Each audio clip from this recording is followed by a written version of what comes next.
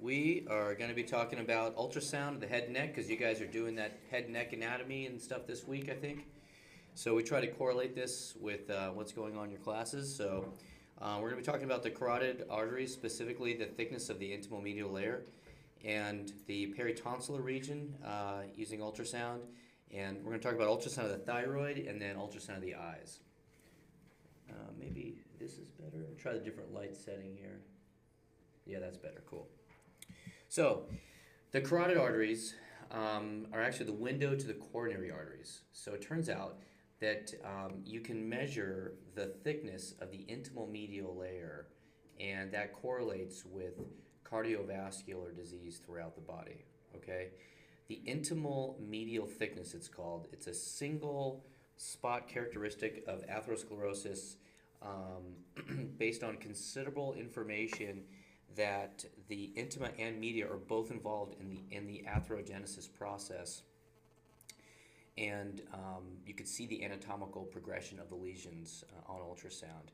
And there's been a bunch of studies out there that have demonstrated that both increases in the intimal thickness or fibromuscular hyperplasia that's associated with aging, and the medial thickness or smooth muscle hyperplasia that's associated with hypertension, even in the absence of a distinct atherosclerotic plaque. And so we can measure that, what we call the carotid intimal medial thickness, or CIMT, and that can actually predict a future both a coronary heart disease event like an MI, or it can predict a stroke as well.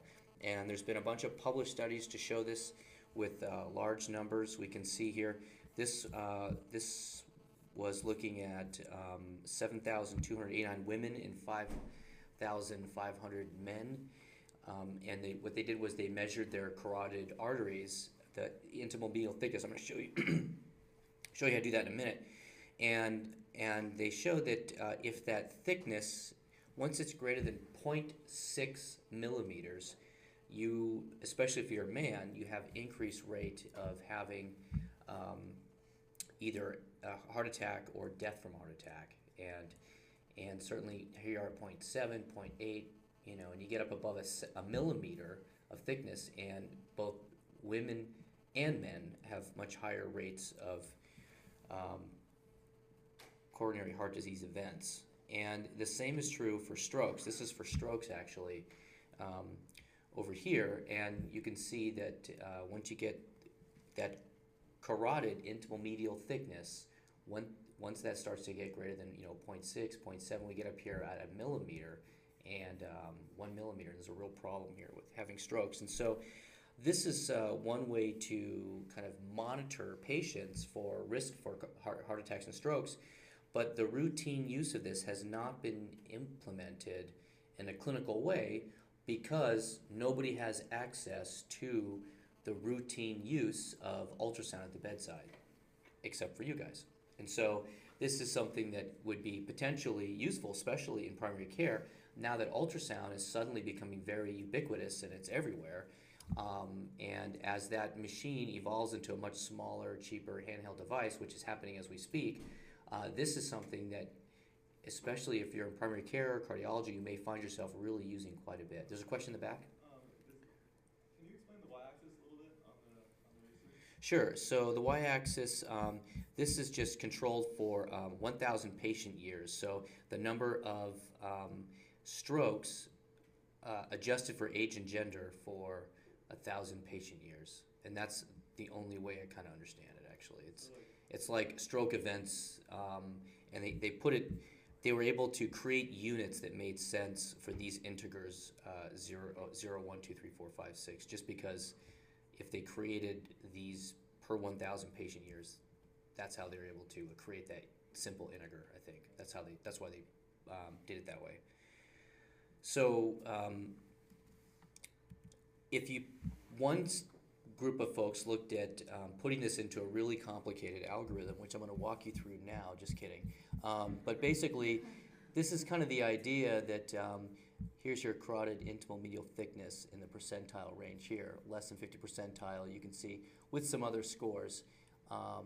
And your LDL target, and then what your retest interval is. And once you get above the 50th percentile for your CIMT thickness, then anyways, there's this complicated algorithm that you could use. And obviously, we're not going to memorize this right now, but I just wanted to let you know that you may find some utility for this, especially if you're entering primary care or cardiology.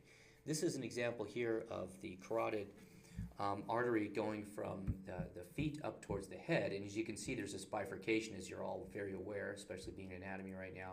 You've got the external carotid, the internal carotid, and that area of bifurcation is colloquially known as the carotid bulb right here. And this is the best spot to measure the carotid intimal medial thickness.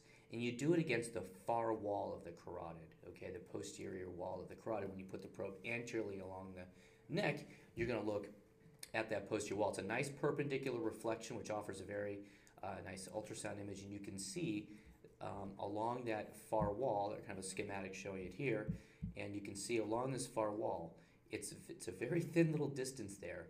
And in the models today, it's very difficult to appreciate it because everybody's like young.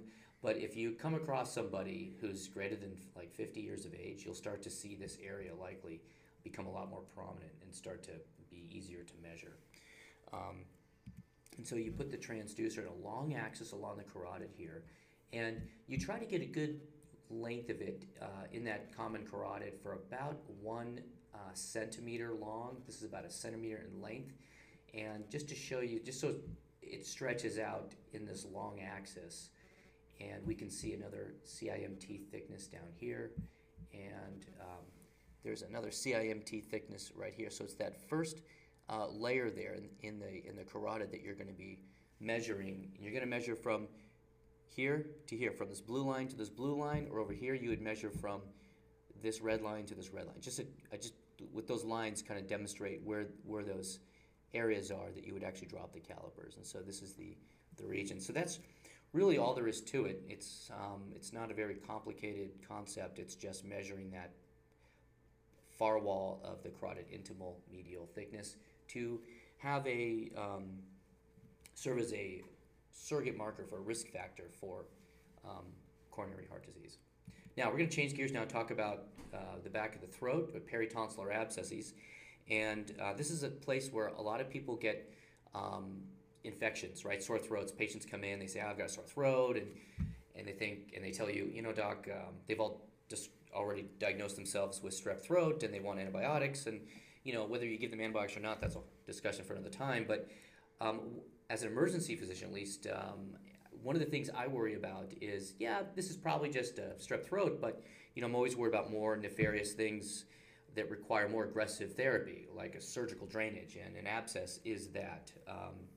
And we talk about abscesses all over the body, but in the back of the throat, it's difficult to tell if somebody has an abscess. So what happens around the country is that when a patient comes in and a doctor looks in the back of their throat and the uvula is off to one side, a little bit shifted, and the patient's got some pain in their jaw or trismus or some fullness in the back of their peritonsillar region, that the doctor almost knee-jerk orders a CT scan of that area. And most of these patients are young, and it's like getting 350 chest x-rays worth of radiation to that thyroid area that is a very sort of, you know, cancer-prone organ with radiation exposure. So we try to limit that radiation when we can, and of course ultrasound plays very nicely into this, not only for diagnosis, but also for treatment.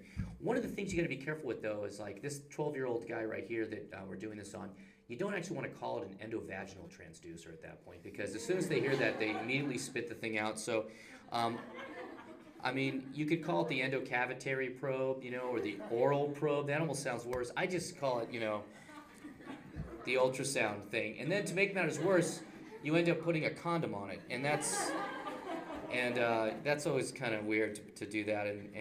But you know, it's got to be done because that's what really keeps it clean and stuff. And but the patients, once they find out what it's used for, I had a very funny case about 2 years ago where this young kid, what I do is I hand the probe to the patient. I have them insert it in their mouth, and then they can rest their teeth gently on the probe. And the guy's sister, who was you know, older, like 8 years older than him, looks at him and looks at the situation. He starts laughing, And she's like, that's, she starts explaining what it's for, and, rightfully so, he immediately spit it out. So you don't want to let on where the probe's been used for.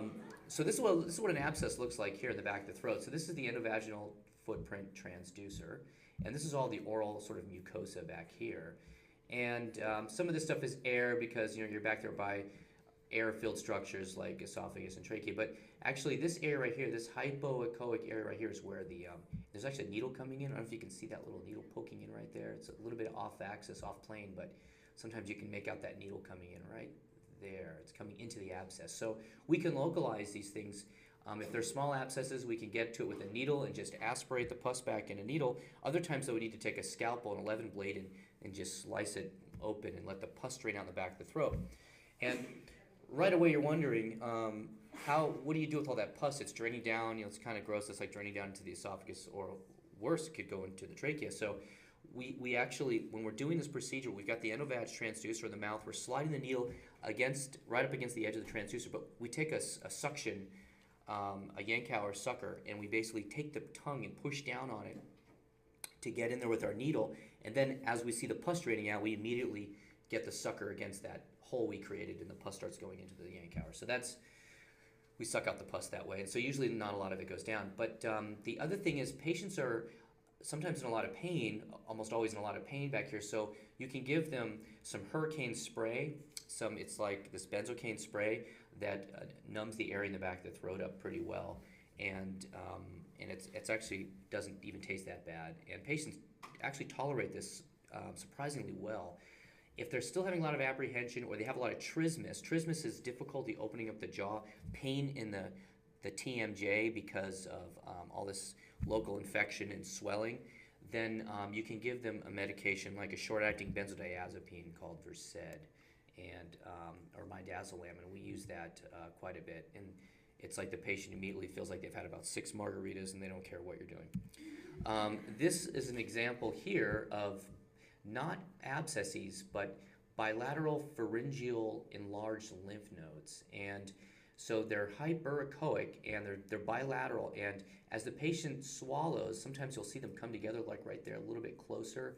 They move when the patient swallows, and sometimes it's difficult to tell whether you're looking at an abscess or whether you're actually looking at pharyngeal lymphadenopathy. And one of the things you can do to tell the difference is you could put actually color flow or power flow Doppler on the lymph node, on the thing in question, and the lymph node will light up like this, like a Christmas tree, whereas an abscess doesn't have flow to it. It's just a pocket of pus. And so, but you can see how hyperemic or engorged an active lymph node gets when it's trying to fight an infection in the back of the throat. Now, this next example is a very large peritonsillar abscess that we saw, and you can see that this is all the area here that is pus in the middle of this here. And this structure back here, this is the carotid artery running off in the background. So you got to be careful that when you're incising these, you don't hit big red, and that would cause an expanding hematoma in the throat and could potentially cause an airway obstruction. So that's one of the things we all worry about when we're draining these things. And the nice thing about ultrasound is that I can guide my needle down. I can measure from the back of the throat into the abscess, and that's how far I have to go. This is after we drained the abscess. You can see this almost complete resolution compared to how it was before we were draining it. Now, nice thing about ultrasound is you can tell whether you got all the pus out or not. This is just another example here of a peritonsillar abscess, this hypoechoic area. We take our calipers from the mucosa in the back of the throat, we drop it down, and we can just measure how far, the minimum distance the needle is going to need to travel in through past the skin line or the mucosal line in order to get into this abscess material. So another nice thing about ultrasound.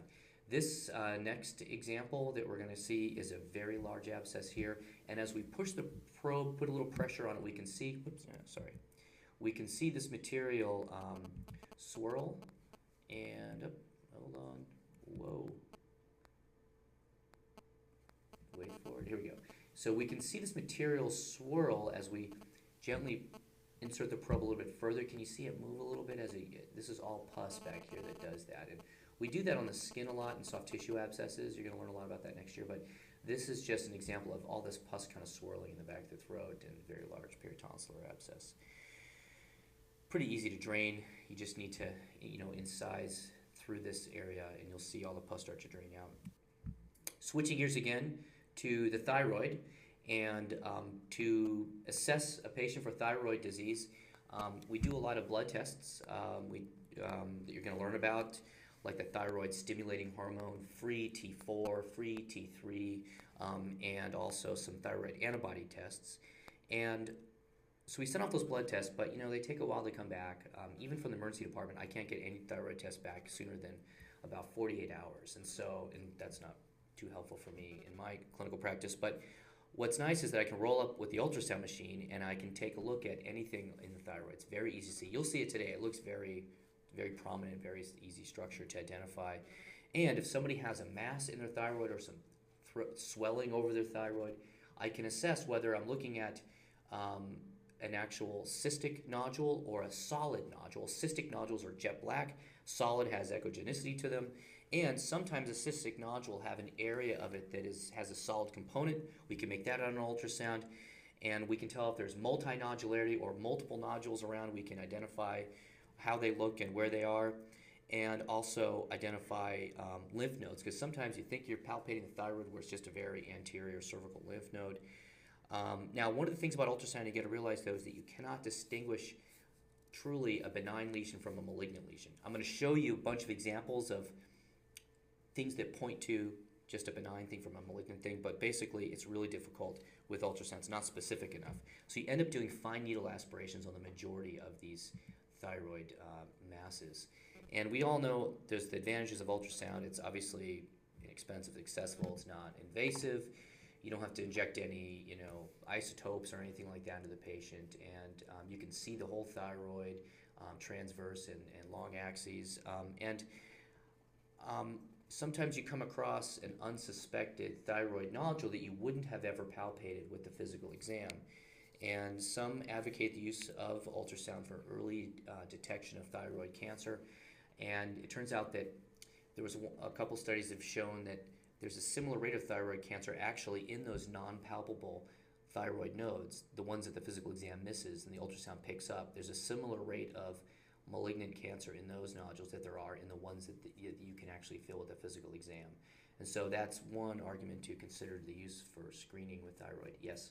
Can you get diffuse cancer of the thyroid, and can ultrasound pick that up? A diffuse process in the thyroid is, generally speaking, a goiter that's due to Graves' disease or an autoimmune. I have an example of that coming up. But the cancers are usually focal nodules, focal nodularity. Now, this is what a normal thyroid looks like, and it's interesting. This tissue is very isoechoic material, and to be frank with you, it looks exactly like the same echogenicity of the testicle.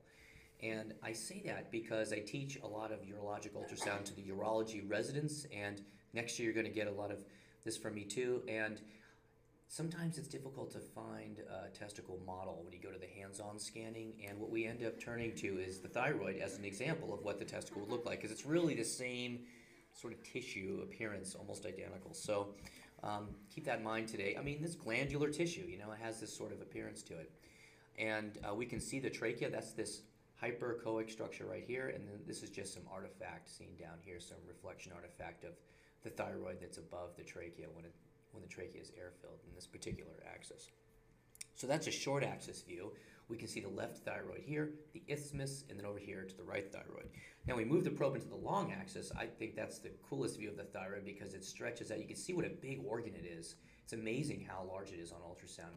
I'm told that it's a little bit underwhelming in the cadaver lab when you finally get to the thyroid. It's not, you expect this beautiful thing to jump off at the table at you. And on ultrasound, it really jumps off the screen pretty well. You can make out the vasculature, both the arterial venous vasculature. When you put color on it, you can see a lot of these blood vessels, and make sure you practice a little bit of that today during the hands-on session. Now, when you use color Doppler, to remind you, there's something called the PRF. Does anybody remember what that stands for? The pulse repetition frequency. It's the number of pulses per second that the ultrasound Doppler is using to check for the Doppler shift of a moving red blood cell moving through a blood vessel, okay? So the more times it's sending out pulses, the less it's listening, okay?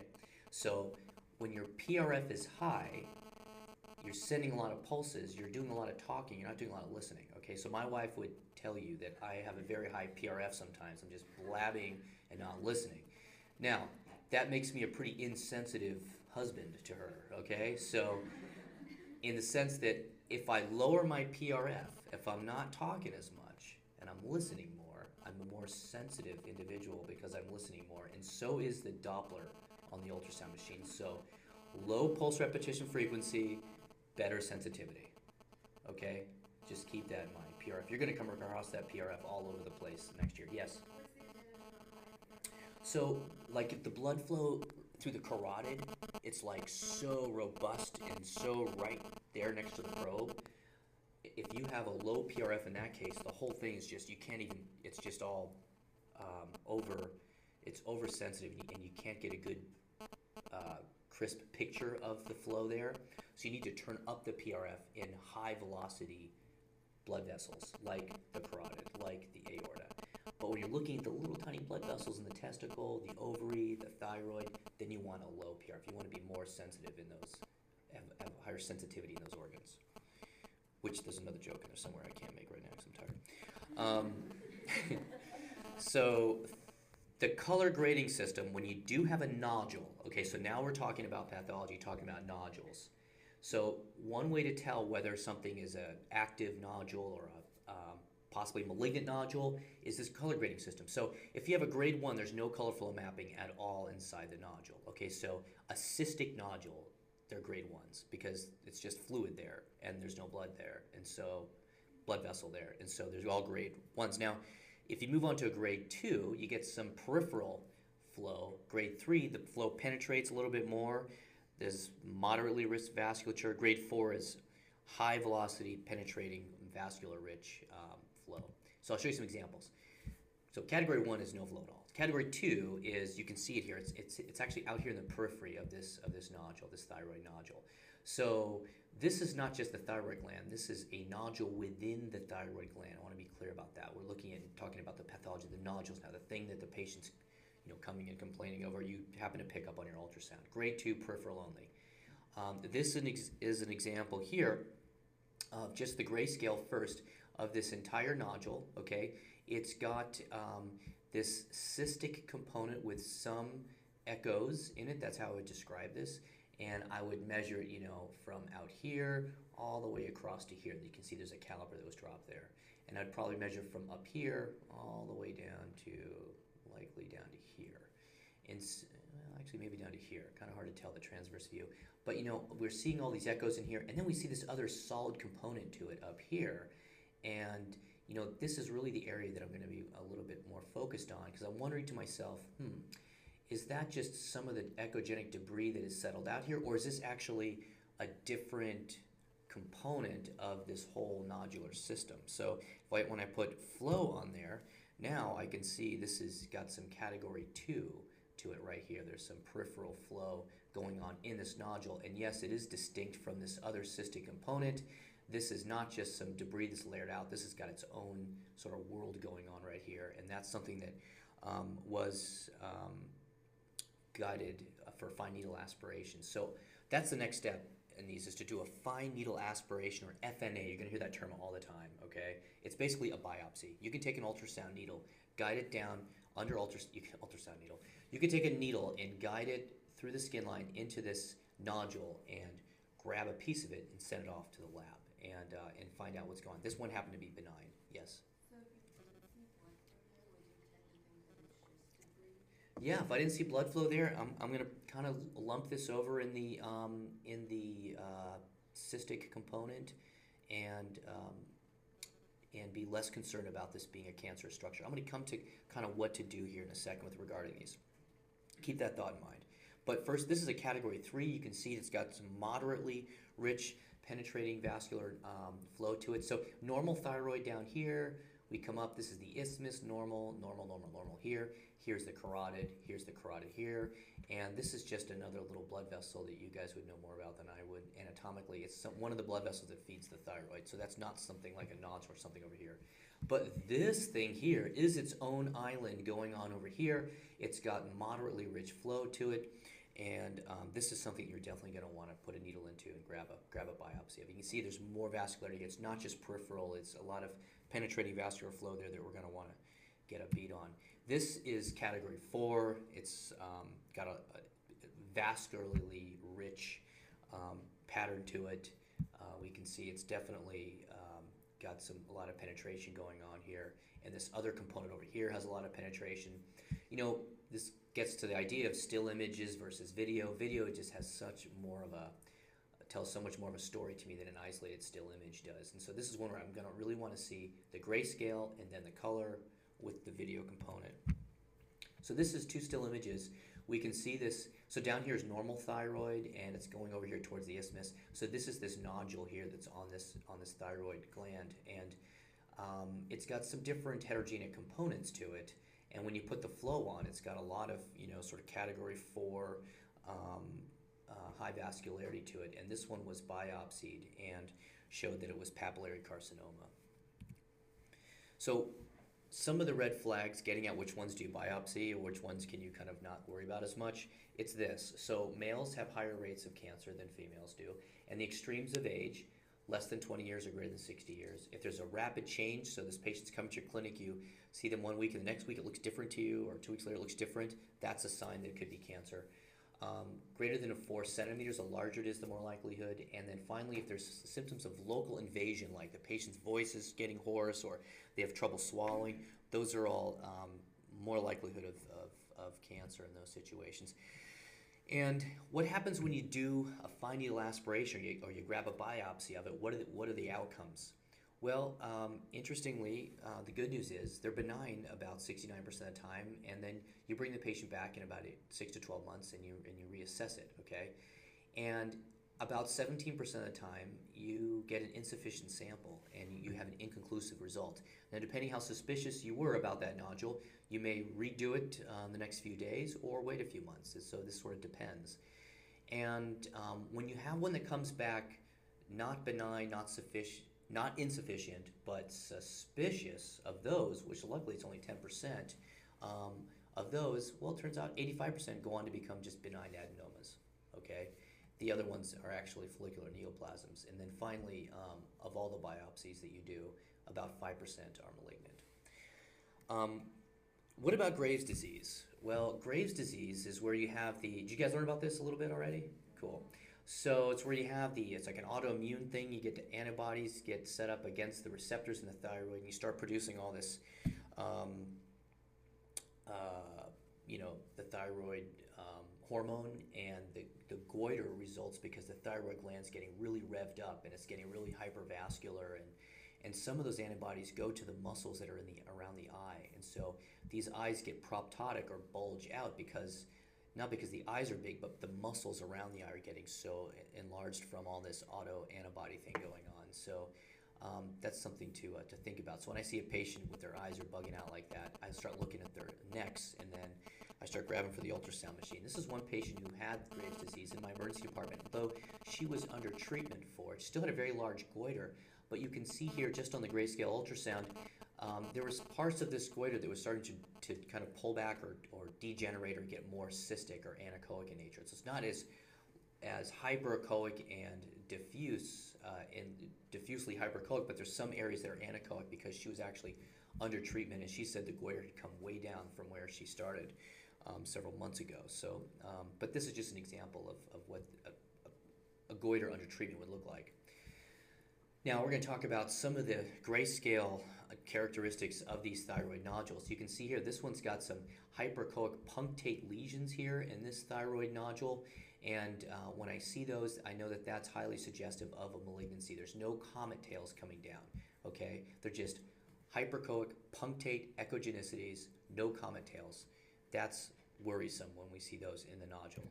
As opposed to when we see other punctate lesions like this one right here. This is very subtle, but this punctate lesion here does have a comet tail to it.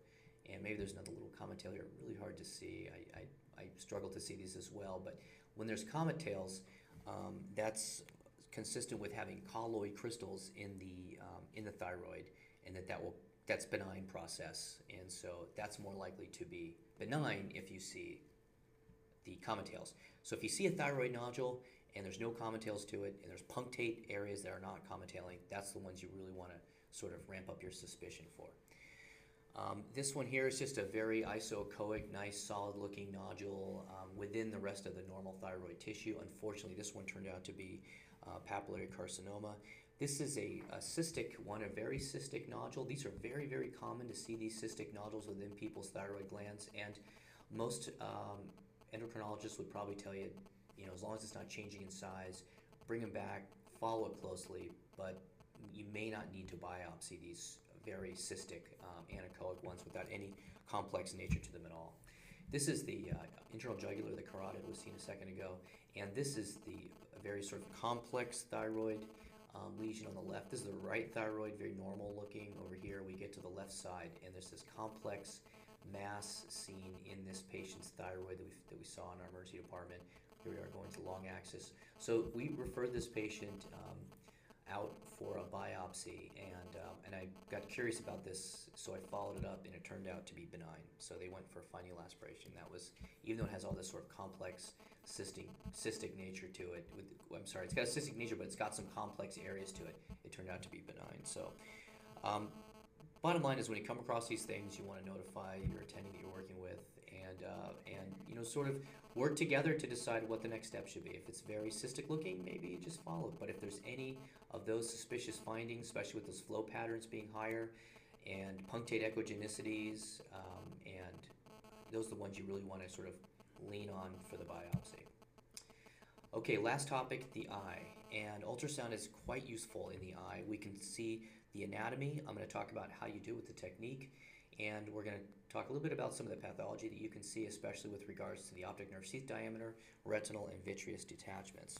Now, this is a pretty classic story that comes in. I see this almost daily in the emergency department, believe it or not. A lot of eye complaints, and so somebody comes in, they're having like blurry vision, and we check their visual fields, and there's a unilateral visual defect on one of the left eye, and so we go to examine it with the fundoscope, but we're having some trouble there because the pupil's sort of constricted, the patient's a little apprehensive, and we're having a tough time getting in there. We can dilate the eye if we need to, but then there's certain situations where we don't know what the diagnosis is yet, so if you dilate the eye in a certain condition, you can cause a lot of problems, like with glaucoma, so you got to be careful in certain situations. So, we turn to ultrasound in these situations because it gets very difficult to see the back of the eye, to see the retina, and that's the main thing we're worried about. One of the main things is that the retina can detach away from the choroid of the eye. And have you guys had eye anatomy yet? Are you getting it right now? Cool, okay. So when that retina pulls away from the back of the choroid, it's a it's a vision-threatening emergency. And so, and this is what this looks like. This is the eye here, and this is the retina here, detached away from the back of the eye. We can see it laterally. And this is called, and by the way, this is the optic nerve right here, the shadow coming down, and this is where the macula is. And the retina is still attached at the macula.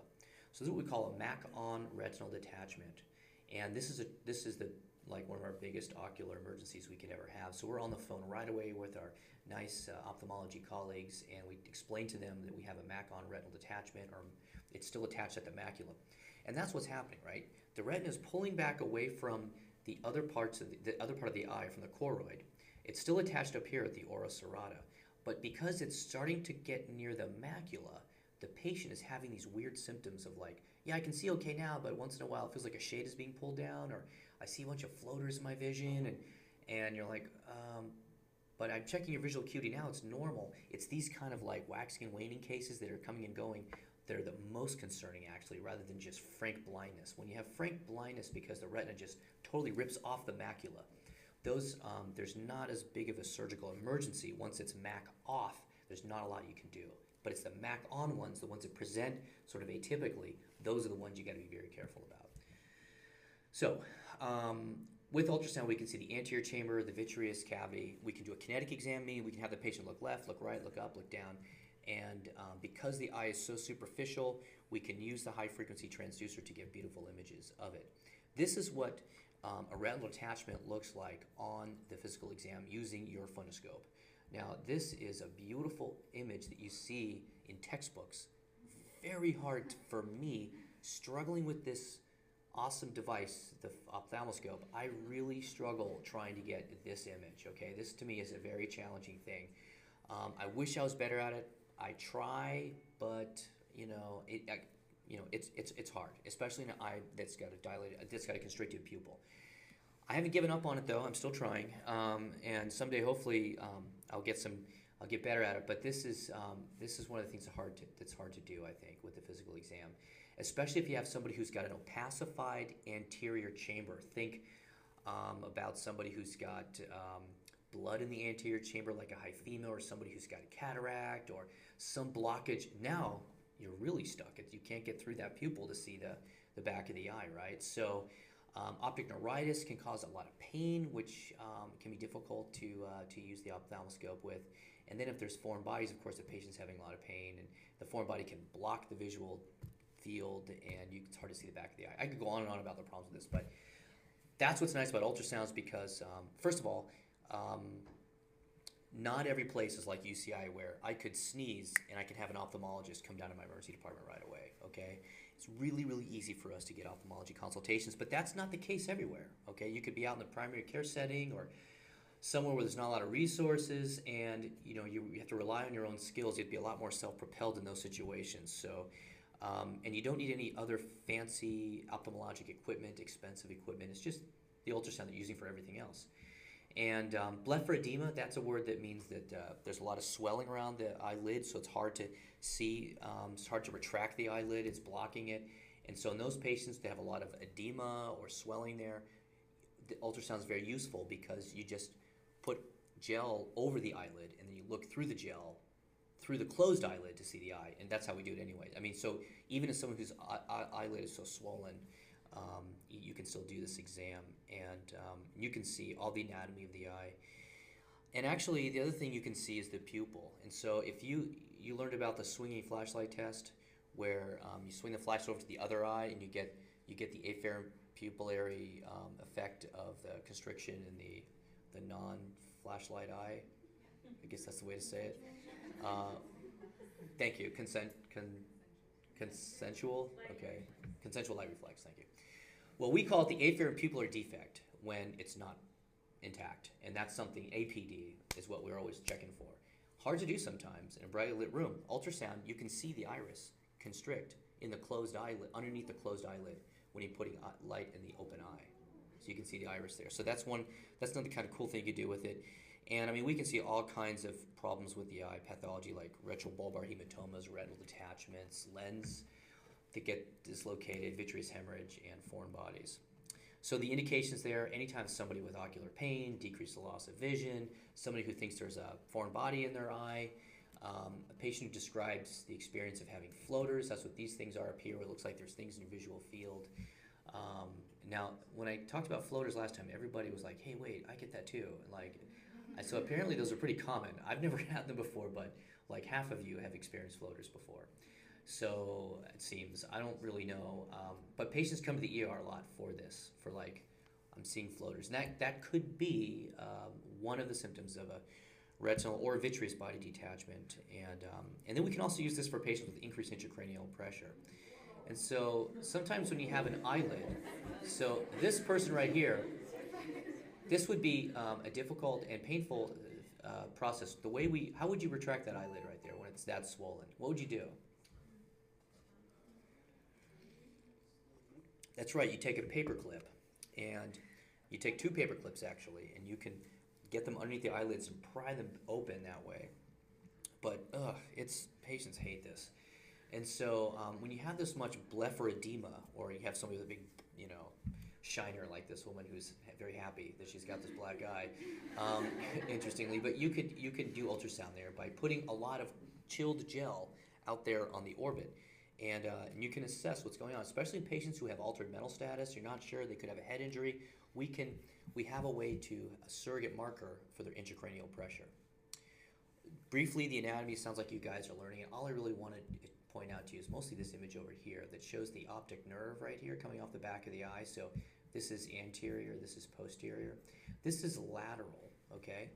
And so the macula is lateral to the optic nerve, and it's this macula that I'm really focused on whenever I see a retinal detachment, because the retina is always tethered at 2 points. It's always tethered here at the optic nerve, and it's always tethered out here at the ora serrata. So use a high-frequency transducer. Always scan through closed eyelids. Never put the ultrasound on the eyeball itself.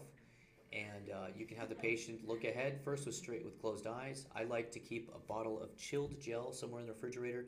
Chilled ultrasound gel stands up on itself better, kind of makes a little ice cream cone, and you can really stand away from the eye, and that's especially critical anytime you're worried about somebody who could have a globe rupture. And you can look in the transverse and sagittal planes. Alternatively, you could take this thing called a tegaderm. A tegaderm is a sterile, see-through plastic sticker that you can place on the eye and put the gel over the tegaderm if you had somebody where there was some reason why you didn't want to put gel on their eyelid itself. Now, gel is water soluble. I get it in my eyes all the time whenever I'm demonstrating ocular ultrasound. It doesn't sting or anything, but you may have a situation where, for whatever reason, you don't want to get gel on the patient.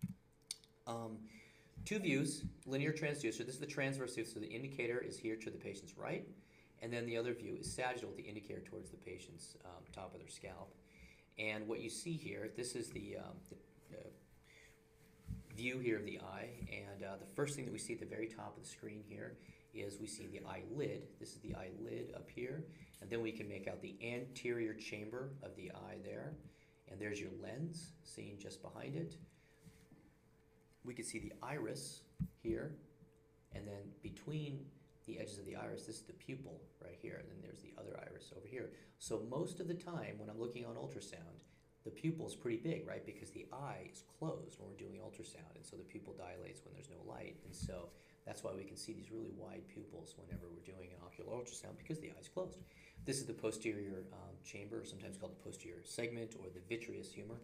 And then the retina is attached back there on the choroid, so you don't actually see the retina unless it's detached. It's just confluent with the choroid, and so it's the lack of seeing this, thin undulating membrane in the back of the eye that is that's normal. And then finally, this is where the optic nerve sheath comes down back here. So I'm going to go through some pathology here. This is what a globe rupture looks like. This patient was stabbed in their eye, and once again, proves my theory, you can't die from a stab wound. We see so many stab wounds in the emergency department, and almost nobody dies from them. It's pretty amazing how, what little damage, and now when I'm watching a movie and like somebody breaks out a knife, I'm like, okay, come on, you can't kill people with a knife. But now gunshot wounds, on the other hand, you definitely can see deaths with, and if you get a gunshot wound to the eye, you can imagine where the bullet's going into the brain and stuff, so that's no good. But this is what a globe rupture looks like after a gunshot wound. And now, with the globe rupture, I want to be clear. This is the patient's other eye, by the way. This is what the normal eye would look like. There's this vitreous humor back here, and if you put any pressure on a globe rupture, even the smallest amount of pressure, you can squish out whatever vitreous is left, and which could result in the patient requiring permanent enucleation of their eye, meaning their eye would have to be removed. And so your goal, whenever you have somebody you're concerned about globe rupture in, is to not touch the eye with anything. You want to get an ophthalmologist right away, okay? So many ophthalmologists would say, well, listen, this is a total contraindication to put a probe on an eye with a potential globe rupture. But my point to you is that chilled gel, dump it in the orbit like an ice cream cone, like one of the soft serve ice cream cones, and put the probe on the gel. It doesn't even have to go anywhere near the eye, okay? That's the idea whenever we worry about globe ruptures. But if any ophthalmologist ever asks you, you would always say, oh, I would never put an ultrasound on a globe rupture. Are you kidding me? But, because their point is good, though. Their point is, well, you're going to get a CT scan of these patients anyways, and the CT can really make out the anatomy very well in the eye as well. So why would you do an ultrasound? And they're right. And if I know I'm going to CT with this patient, I don't do that. But this patient was very unstable and couldn't get a CT scan. And I just wanted, and there was so much blepharodema. I mean, it was crazy. So that was the only way I was going to get that diagnosis. Otherwise, putting paper clips under the eyelids and prying them open would cause a lot more pressure and potential for, I think, worsening of the globe rupture. So in certain clinical situations where the patient can't get a CT scan, this is one other way to observe it. Other things, we can see a lens dislocation. This is the lens here that got dislocated. There's a lot of vitreous hemorrhage as well going on here after this blunt force trauma to the eye. I had a lens dislocation on my, not last night's shift, but the previous, I worked Monday night also overnight, and I had two patients with eye problems. One person was working at IKEA at night, like stocking the shelves, and a glass fell off, broke in her eye, and caused a globe perforation and rupture. And she went straight to the operating room like 2 in the morning. And then the other one was a guy whose girlfriend took a crowbar and got him right in the eye with it. And he had a lens dislocation. He had a pretty fantastic lens dislocation, and also had both that and a retinal detachment. It's pretty interesting. Yeah. I don't know. You know, he must have said something, but who knows? Crowbar to the eye. Hard to imagine that was an accident. I don't ask the details, although sometimes it is fun to ask the details. Yes. Is there anything you can do for globe rupture? So is there some kind of material like you can use? Somebody asked that last time. I'm not an ophthalmologist. There's nothing you could do except leave the eye alone and get an ophthalmologist involved as soon as possible. That's what I would say. It's not like you can take some, saline, inject it in there or something. I don't know. No, just don't do anything to it. Leave it alone. Blind permanently in that eye, or is it closed? Right. Yeah, they have to become enucleated. They take the eyeball out a lot of times, and they put a prosthetic eye in.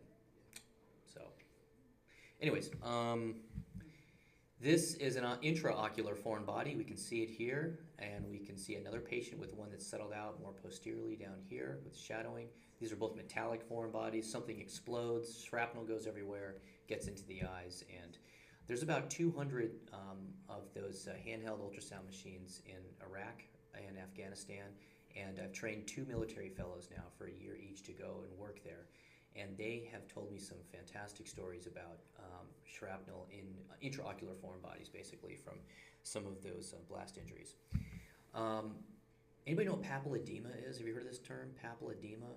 So basically, papilledema is swelling of the optic disc that's caused by increased intracranial pressure.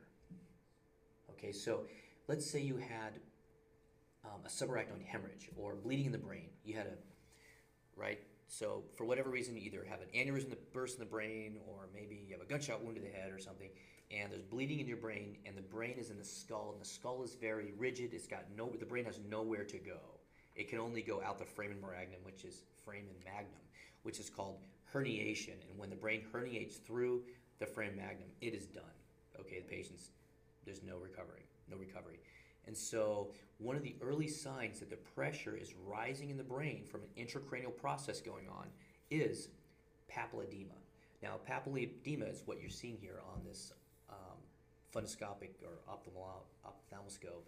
And again, tough to see, I think, to differentiate from a normal one. But this is what it looks like here. It's basically blurring of the optic disc. And with ultrasound, it's actually quite easy to discern when somebody has papilledema, because essentially what happens is the subarachnoid space that surrounds the brain is normally filled with that cerebrospinal fluid, but the subarachnoid space around the optic nerve is not normally filled with subarachnoid space, though those two spaces are contiguous.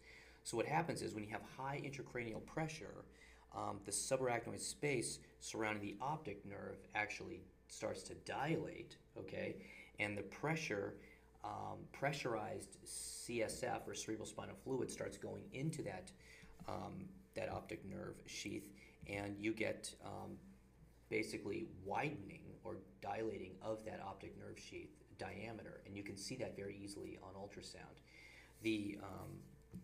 There's free transfer. It turns out that there's direct communication between the subarachnoid space of the optic nerve and the chiasmal cistern of the brain, and so there's free transfer of CSF between these two compartments. So an intracranial pressure rises from one of those reasons. Usually it's a burst aneurysm, and the patients have tremendously altered mental status, and so we can't ask them, say, do you have a headache or what's going on? They're just like altered and barely able to breathe. This is one way to find out why somebody might be altered. Okay, so there's a laundry list of things that cause altered mental status. You know, you can imagine everything from an electrolyte disorder all the way to seizures, to psychiatric reasons, to intracranial pressure rises. And so this is one way to assess for an intracranial pressure rise. Now, the best way to really assess for it is to place a pressure monitor into the brain itself. You drill a hole in the skull and you put this pressure monitor in there, and then you could directly measure the pressure in centimeters of water. So optic nerve sheath diameter is a non-invasive surrogate way to assess somebody who could have increased intracranial pressure. That term surrogate marker, you're going to hear that all the time. It basically means you're not directly measuring something, you're looking at something else that gets jacked up in the setting of some pathology that serves as a surrogate marker. And surrogate markers can have different test characteristics depending on how good they are. So anyways, this is where you measure it. It turns out that it's only the distal aspect of the optic nerve sheath that really widens out. Further down here, proximal to the brain, it doesn't widen out as much. So you're going to go only on the 3 millimeters from the back of the eye. You're going to measure 3 millimeters back, and then you're going to measure the width of that optic nerve sheath right there. Okay, so it's at 3 millimeters behind the eye. And this one here measures 6.21, which is elevated. I'm going to get to those numbers here in a minute. This is the other way to measure directly. You drill a hole into the skull, and you connect that to a pressure monitor, and then you could tell, like, this person's got this big brain bleed here. All the white stuff here on the CT scan is blood, and so there's blood in the ventricle, there's blood out here, subarachnoid bleeding, and the brain is swelling. There's nowhere for the brain to go, and the pressure's rising, and you're getting papilledema, and the optic nerve sheath is widening out. Does that all make sense? Cool. These are the numbers here, and there's been several studies looking at what a normal pressure is. And Dr. Rosen, who's an intensive care doctor here at UC Irvine, he did an interesting study in patients. He's just writing it up right now. He enrolled, 80 patients or so, and all patients had intracranial pressure monitors in that thing you saw into the brain, and he looked at their sheath diameters. And like other studies have done, he correlated that with increased intracranial pressure. And so it turns out that the upper limit for adults is probably up to 6 millimeters, and for kids it's 4.5 millimeters. Once it's greater than that, it correlates as a surrogate marker for increased intracranial pressure. The width of that optic nerve sheath at 3 millimeters behind the back of the eye. And so this one right here is 6.4 millimeters in width, measured 3 millimeters behind the eye. And this is kind of how you do it. So first thing they're doing is getting the 3 millimeter mark. And so they measure it down until this number reaches 3.0. And then at that location, they measure the width of that shadow that's coming down from the back of the eye. And if that's greater than 6, then essentially you're telling whoever you're working with the patient's got papilledema. All right. Now, the retina can detach away from the back of the choroid, as I mentioned, but it's always tethered at one of two locations, at both locations, at the optic nerve and at the ora serrata. So this is just a diagram showing the ora serrata out here, the optic, and the retina is actually pulling back away from the choroid seen down here, and this is what a retinal detachment kind of schematically looks like. And again, always attached at those 2 points. And this is an example here of a retinal detachment. You see that fine undulating thin tethered membrane back here in the eye. And this is another example of one here coming up next. We can see this hyperechoic line seen in the back of the eye as the patient's eye is moving around. As you move the transducer around, you'll see that this gets tethered here at that was the optic nerve sheath kind of off out of the plane of sight, out of the plane of view. And as you fan through it, you can see this retina coming off the back of the eye. Pretty easy to see. We've had over 100 cases of this sort of picked up in the last few years in the emergency department at UCI. This is another example here of just this hyperechoic, undulating, tethered membrane in the back of the eye. And as I fan through it, I really need to increase my depth in order to see that optic nerve sheath to make sure that it's tacked down at that region of the optic nerve sheath. This is another example of a retinal detachment. I can see it's really detached quite severely here. But again, it's the concept of the tethered membrane. And just this is a sort of a still image of when you can really see the retina coming off the back of the eye there very easily. Now there's this concept of the MAC on, the MAC off that I want to just retell you. Here's your optic nerve sheath, and this is lateral. So which eyeball is this, if the indicator to the patient's right?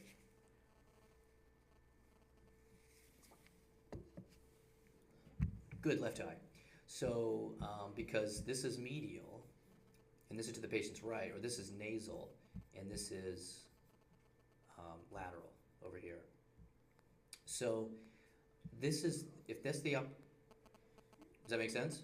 Yeah. Okay, okay, cool. Sometimes I say it backwards because I'm looking at you guys and you're looking at me, but so this is the optic nerve sheath right here, and so just lateral to it, we can see the retina is already detached off the back of the choroid where the macula is. That's what the arrow is, kind of like where the macula would be. I can't see the macula specifically in ultrasound, but that's the idea. Here's an example here of somebody who's got, you know, now we're looking at the other eye. This happens to be the patient's right eye, and this is where the macula would be. Here it says right here. This is where the macula would be here. It's lateral to the optic nerve sheath, and the retina is indeed detached at that point. And as we fan through the video, it's kind of interesting. I like how you can see how it's tethered right down there. See how it just comes down and boom, it locks in right here at that optic nerve sheath. And it gets tethered up here at the ora serrata on both sides. That's very classic looking MAC off detachment. Most of the detachments we see, unfortunately, are MAC off detachments. That's an example there of that MAC on detachment that you saw from the earlier case. Here's the optic nerve sheath.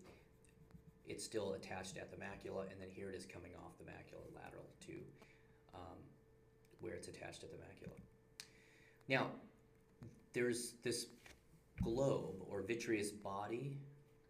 The vitreous body can actually pull off the back of the retina. So the retina is still attached on the choroid, but now that gelatinous substance that is the vitreous body can pull off the back of the retina.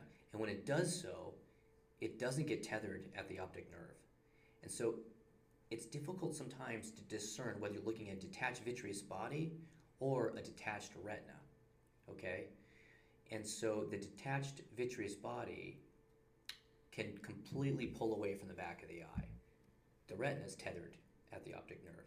So that's kind of how you tell the difference.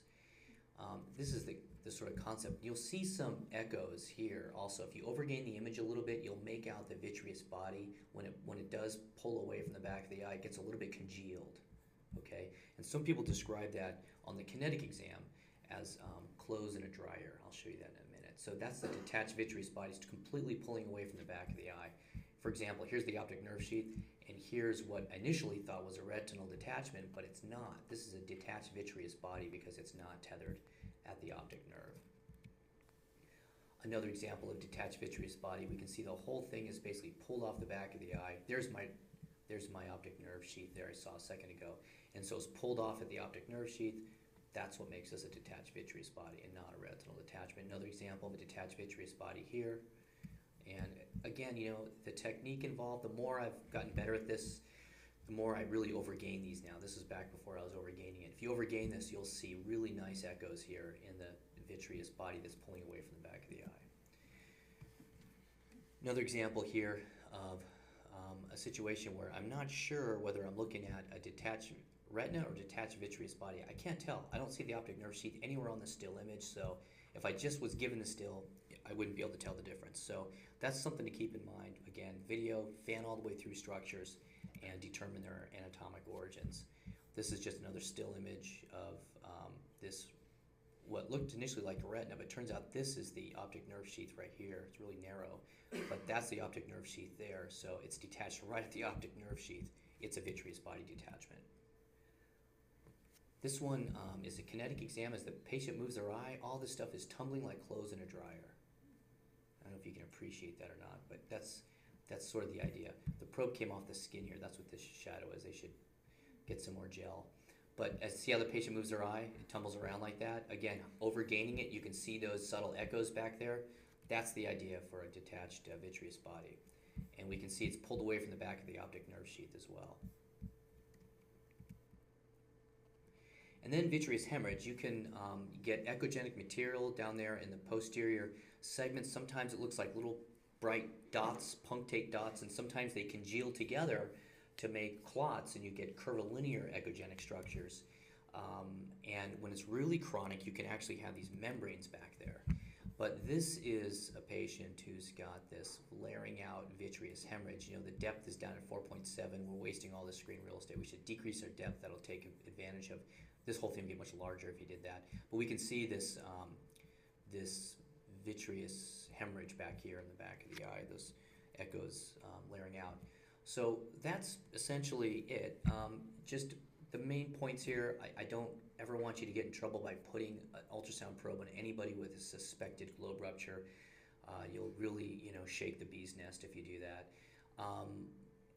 If somebody really puts you to the test and the patient's unstable and they can't go to a CT scan, that would be the time to consider using it. Also, you'll want to be mindful of how much scanning you're doing of somebody's eye. Not that there's any negative bioeffects ever determined or shown from this, but keep in mind that whenever you activate Doppler, it's definitely an increase in energy going into the body. And so if I was going to use Doppler on an eye, which I don't really feel the need to really ever do, but some people like to look at the central retinal vein and artery in the optic nerve to look for occlusions there, just thinking downstream a little bit. Just keep in mind when you're using Doppler, you really need to limit your scan time because the eye gets hot with the Doppler. There's more of a thermal index that's happening there. And air, when somebody's got a lot of subcutaneous air, usually it's from trauma like a gunshot wound there, or somebody has a fracture in their sinuses and the air is coming out of the sinus into the space around the eye. That can be sometimes very difficult then to visualize the eye because air is the enemy of ultrasound. So we talked about these different things. I want today in the hands-on scanning session, I want you to first look at the carotid artery in the long axis, short axis. Go back to long axis, look for the bifurcation of the carotid, identify what's known as the carotid bulb right at the bifurcation of the internal and external carotids. Get an idea on that, put some color on the carotid and work with the PRF a little bit, and then measure that posterior wall of the carotid, the intimal-medial thickness. And while you're in the neck, take a look at the jugular and then come down to where the thyroid is, transverse view of the thyroid, sagittal view of the thyroid, throw some Doppler on that, get a good picture of the vasculature there, and then move on to the eye.